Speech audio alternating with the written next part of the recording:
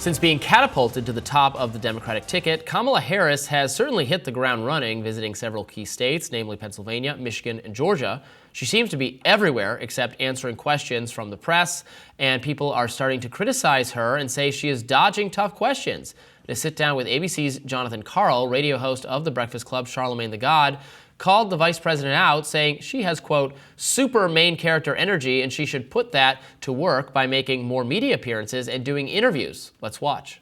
She does need to do more interviews. It's the bottom of the ninth inning, right? Like, I feel like she should be any and everywhere, having these conversations. I truly don't know why she hasn't, done any interviews yet, because that's the only reason Donald Trump is still sucking the air out of the headlines, because he keeps headlines going. Like, he's everywhere. You saw him at the National Association for Black Journalists Convention. You saw him on with Aiden Ross. He's going to be on with Elon Musk. He's always calling into conservative.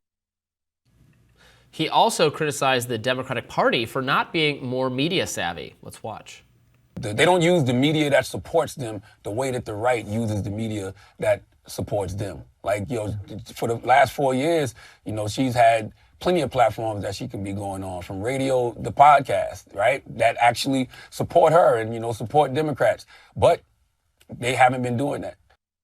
GOP vice presidential nominee J.D. Vance took Harris to task for not giving an interview, posting on X, quote, I enjoyed sitting down with 3 of the major networks today to answer the tough questions any leader should answer. Kamala Harris has done as many tough interviews as Tim Walz has battlefield deployments. And Glenn Greenwald wrote, I thought I had seen it all in the U.S. corporate media, but watching them defend Kamala Harris for refusing to do any interviews or even state what she actually believes about anything is, I think, a first. If journalists have any role, it's denouncing this, not cheering for it. But then there are those sticking up for Harris. There's Olivia Troy of Republicans for Harris. Let's watch her. So when is it going to be enough? When is it enough for people that she's doing all these things? Like, when is it going to be okay? When are we going to give her a chance to just be? And I feel like, look, she's being interviewed by the American people every single day on the campaign trail right now. She has no stated policy position. She's doing no major interviews with the press. I don't know why she probably feels no obligation to, because the media is doing the work of selling her to the American people without her having to even participate in it. Time had this fawning profile of her the other day with, Time cover, her face on the cover. She didn't even participate in it. If you read it, it says the Harris campaign, Kamala Harris declined to comment for this. It's a love letter to her that she's not even participating in it. Why would she? They're doing it themselves. They don't even need her help. She doesn't need to participate in it. They're all about her. They're manifesting her at all times. It's incredible. The level of praise she's getting from the media for doing nothing, for just being more interesting, younger, more capable of speaking than Joe Biden. That was enough. She did 7 rallies in the time period that Donald Trump only did 1. She's talking to the people. Her rallies are televised. She's making policy commitments and campaign promises at every single one of those rallies. When Trump announced his presidential bid, he didn't do a sit-down interview for a month. She's been the candidate for less than a month. She's not even officially nominated as the candidate. And in between the rallies she went on, she went and did a press conference with the press that was there on the tarmac and was answering questions with them. So this just feels like a boring line of attack that doesn't even mean anything. And it's rich coming from someone like J.D. Vance, who has to make it about military service, because that's the only attack he has on Walz. He's not someone who was ever in combat himself. His position in the military was like an office job. And other veterans that see him making fun of Walz are laughing at him for doing it. So it just all feels like just stupid politics. He's hitting Walz for suggesting to people that Walz was in combat when he was not.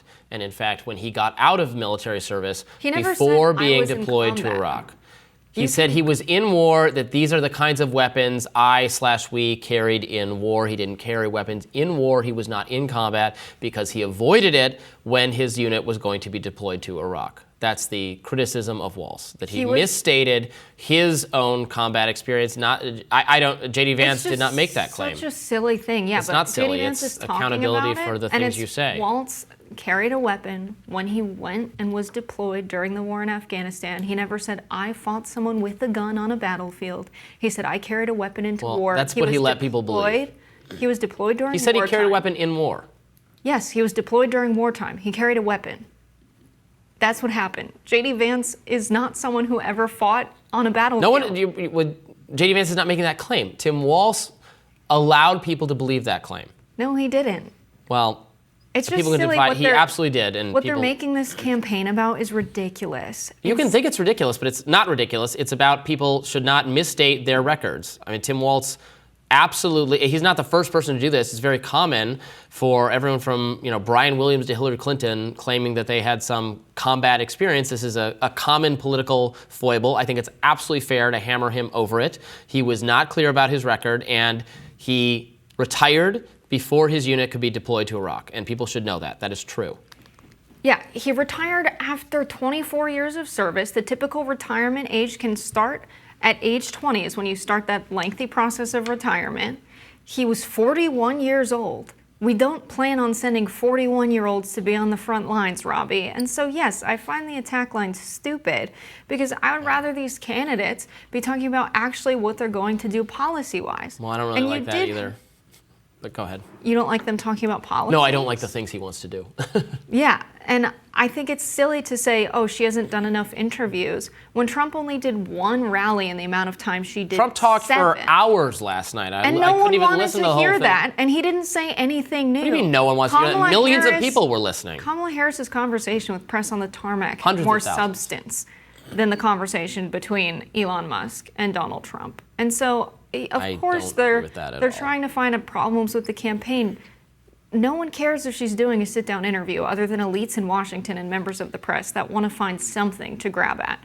Her rally sizes are huge. They're upset about that. They're concerned. And so while she's spending all of her days of the week doing rallies and talking to the press in between them and answering questions, what can they make a thing? Oh, she hasn't done a sit-down interview. Really? In the less than 3 weeks she's been the candidate, Donald Trump didn't do a sit-down interview for months. I'm pretty sure the last one before this one with Elon Musk was in April. I don't know. They shielded Biden, the Democrats shielded Biden from scrutiny for weeks and weeks and weeks because there was something fundamentally flawed about his campaign, about him. So if I were the Democrats, I would want to assure America that this new candidate who I suddenly swapped in for the old one is capable of doing a sit-down interview. Biden is not capable of that, as was kept from us by people, including by Kamala Harris, which is something she should be asked about. She should be asked repeatedly. How much were you aware of Biden's cognitive decline at the time where the White House press secretary was trying to treat everyone who questioned that like they were crazy people, like they were seeing fake AI-generated images? That's the problem. The problem is the Democrats have no credibility on this issue because of the Biden cover-up that went on and on and on that Kamala Harris was totally a part of. So look, if she doesn't want to do it, I'm not.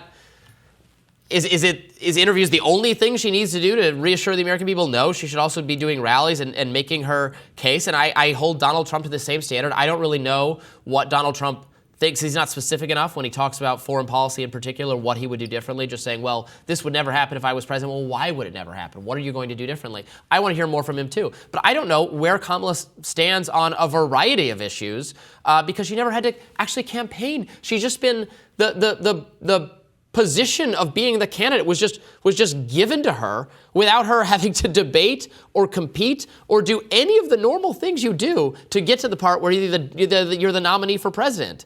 And it's remarkable. And they're just and the media is letting her get away with it. So if you don't care about that, you don't care about that. I care about it, and I think a lot of people watching probably do.